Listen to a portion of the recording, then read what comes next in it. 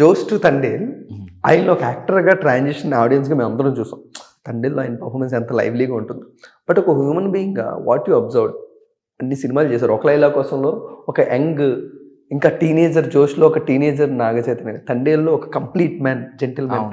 So ఈ జర్నీలోని is there any changes మీరు observe చేశారా నాగచైతన్య గారిలో? నాగచైతన్య గారు ఫస్ట్ నుంచి కూడా వెరీ కామ్ గోయింగ్ అండి, వెరీ కామ్ గోయింగ్. ఇప్పుడు కాంబినేషన్ షాట్లు ఉన్నాయి అనుకోండి, ఆ కాసేపు మాట్లాడతారు, బాగుంటారు, జోయిల్గా ఉంటారు. అంటే ఎక్కడ కూడా అవుట్ ఆఫ్ బాక్స్కి వెళ్ళి కానీ ఒకరి మీద ఫన్ చేయడం కానీ క్యాజువల్, వెరీ క్యాజువల్గా ఉంటారు, తన పని చేసుకుంటారు. మంచి అంబియన్స్ చాలా బాగుంటుంది, కూల్గా. బట్ ఆయన యాక్టర్గా మాత్రం తండేలకు వచ్చేసరికి టెరిఫిక్ ట్రాన్స్ఫర్మేషన్ ఉంది. యాక్చువల్గా అది వాళ్ళే గమనించారు. బేసిక్గా ఒక యాక్టర్కి తనలో తను చేంజ్ అవుతూ ఉంటారు కదా. ఇప్పుడు ఫిలిమ్స్ జరిగే కొద్ది సిచ్యువేషన్స్ని బట్టి మనిషి మెచ్యూరిటీ లెవెల్స్ పెరుగుతూ ఉంటాయి. ఆ ప్యూర్ మెచ్యూరిటీ లెవెల్స్ అనేది తండ్రిలో కనపడి అందరికీ.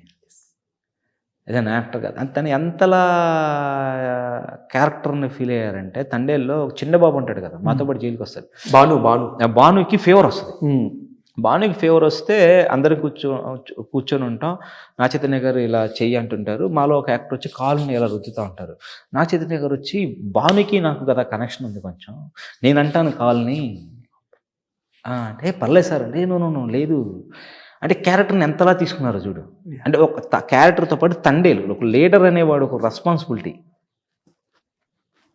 ఆ ఒక్క షాట్తో చెప్పేయచ్చు.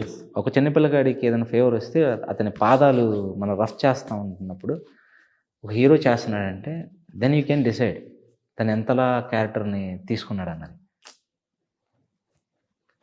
So wonderful transformation. అంటే యాక్టర్గా కూడా చాలా మెచ్యూర్ అయిపోయారు. అది మీరు తండ్రి చూసిన తర్వాత ఆబ్వియస్లీ మనం సపరేట్గా మెన్షన్ చేయాల్సిన అవసరం లేదు, ఆడియన్స్ అందరికీ ఇది అర్థమైపోయింది.